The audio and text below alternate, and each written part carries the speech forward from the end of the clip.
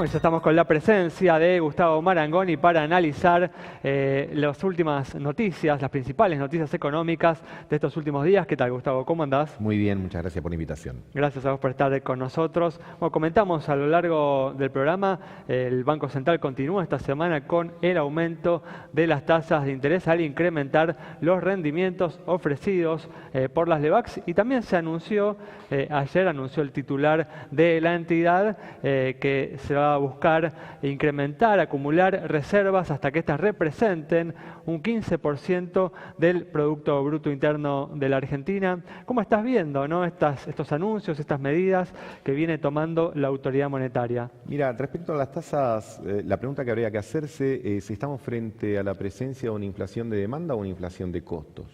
Una muy buena pregunta, ¿no? Porque si es una inflación de demanda, una medida de alza de tasas tendría alta razonabilidad.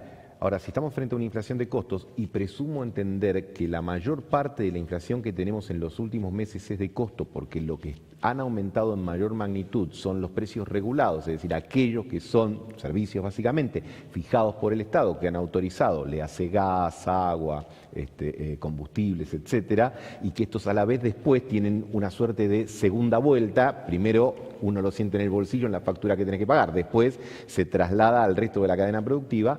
Entonces yo te diría que ahí el tema de la tasa genera un problema. El otro problema es que alimenta el carry trade, la famosa bicicleta, etcétera, ¿no? Que yo creo que es un riesgo en el sentido de que vos tenés un tipo de cambio bajo, atrasado, lo quiero decir sin eufemismo. Ahí se conecta justamente con el anuncio de ayer, ¿no? Exactamente. Entonces, me parece que está generando una suerte de mayor estrés sobre el problema cambiario. ¿Por qué? Porque a la enorme oferta de dólares que hay por el ingreso básicamente de deuda, vos le sumás a aquellos que quieren hacer una buena diferencia, digamos, por una cantidad de tiempo reducida, mientras la diferencia de tasa local y tipo de cambio lo favorezca. Entonces, eso tiene un impacto en la economía real.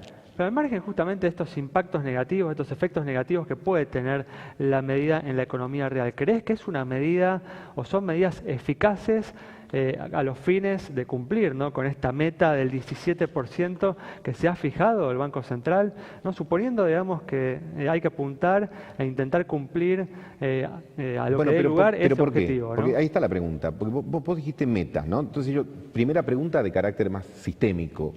¿Vos podés convivir con un sistema de metas de inflación y de gradualismo fiscal, o te diría de gradualismo fiscal casi al alza, porque el déficit fiscal del 2016 fue superior al del 2015 y todavía está por verse si el 2017 va a ser igual o cuánto menor al del 2016. Entonces digo, ahí tenés un primer tema. Por decirlo de alguna manera, el Banco Central dice 17% de inflación, pero a la vez Duhovne, para ponerle nombre y apellido a cada uno de los actores, dice la única manera que yo tengo de bajar sustancialmente el déficit es subiendo tarifa, por lo tanto presionando sobre la inflación. Así que ahí tenés un tema. Definitivamente. Y el segundo punto son contradicciones con las que venimos conviviendo continuamente. ¿De dónde surge el 17?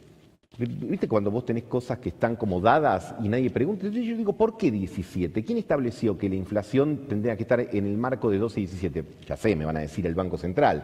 Perfecto, ¿por qué? Me mostrarán un montón de gráficos, de derivadas, etcétera, pero la pregunta es, ese 17 no me parece consistente. Vos fíjate, cuando el gobierno asumió, dijo, el motor del consumo... Igual, una pregunta, ¿te parece, digamos, que no es imposible de cumplir, o te parece que no tiene sentido cumplirlo? No, a ver, me parece muy difícil de cumplir, muy difícil de cumplir. Por supuesto que tiene sentido bajar la inflación. ¿Quién no quiere ver si hacemos un plebiscito aquí o en cualquier lugar y vos preguntás inflación, y todos diríamos, ojalá fuese del 3 o 4% anual, que nos pondría en el concierto del mundo racional? Sabemos que todavía estamos lejos de eso, pero también sabemos que frente al 40 del año pasado, un 22, un 23 ahora, pues no está del todo mal. Sobre todo porque me parece que vos lo que no podés hacer, y a esto iba yo, es establecer un solo objetivo desentendiéndote de los demás. Porque esto no es un modelo teórico de la facultad donde vos ceteris paribus decís, bueno, es esto y el resto no se mueve. Es decir, vos acá, la inflación la tenés que mirar con el nivel de actividad, lo tenés que ver con el tipo de cambio, lo tenés que ver con otras variables que se te desalientan en este contexto.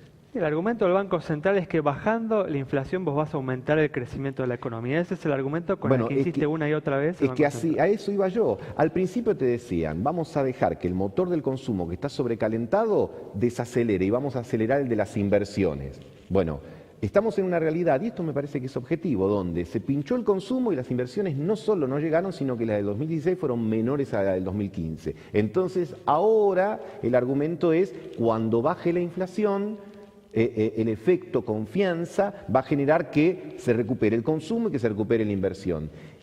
Y yo te diría, ahí se establece una lógica causal de la cual yo no estoy seguro. Creo que requiere de otras cosas, porque vos podés tener una inflación muy baja y sin embargo no tener crecimiento, no tener inversiones. ¿Por qué?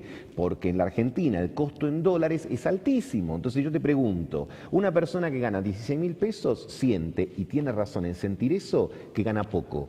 Pero un empresario que le paga los $1.000 que representan esos 16.000 pesos, tiene la sensación, y tiene razón, que le paga mucho. Y si a eso le sumas las cargas sociales del 40%, mucho más. Ahora, ¿esto lo inventó este gobierno? No. Pero lo agravó, sí.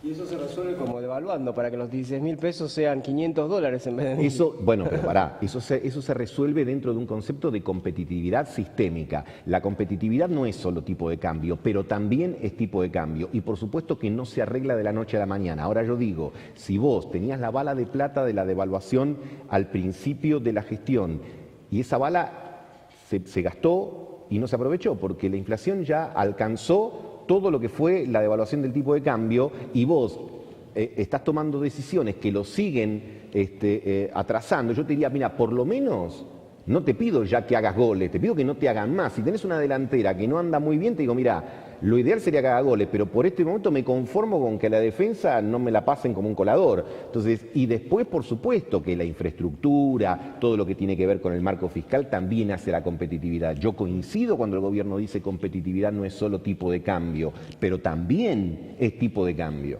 Te saco, Gustavo, un segundo del terreno de la economía para ir a la política. ¿Se resuelve de alguna manera esta paritaria docente? ¿Llamarías a paritarias nacionales? El presidente dijo en las últimas horas que no va a llamar. ¿Cómo se resuelve finalmente este conflicto en la provincia de Buenos Aires, que conoces tan bien? Mira, el presidente, como dijiste vos, ha sido enfático, no lo va a convocar. Yo creo que legalmente y hasta prácticamente hubiese sido mejor hacerlo.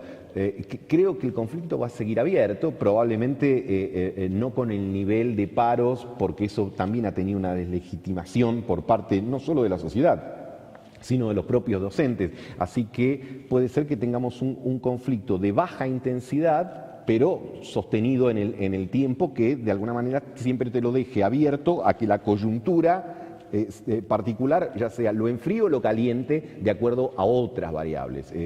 Creo que el gran tema sigue siendo para este año, no solo en el ámbito docente, que para eso era un efecto testigo, si los salarios le ganan a la inflación o la inflación le ganan a los salarios. Me parece que todavía no tenemos herramientas asertivas para ir en una o en otra dirección.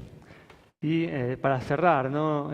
Lo que estamos hablando y cerrar el bloque, en relación a la medida de alguna manera del Banco Central de salir a sostener, si bien no lo afirmó de esa manera, el tipo de cambio, ¿lo ves como una medida acertada? Bueno, obvio, veremos después cómo se instrumenta, porque se ha dicho que se quiere llevar el nivel de las reservas a 15 puntos de PBI, pero no se dice ni en cuánto tiempo ni en cómo. Obviamente, si soy coherente con lo que dije en la primera parte, eso es un fin deseable, no por el volumen de las divisas en general, no porque uno quiera ganar el campeonato de tener 15, 20, sino por el hecho de subir el tipo de cambio real, que me parece que es lo que está prestando fuertemente a los sectores productivos y básicamente al sector industrial argentino.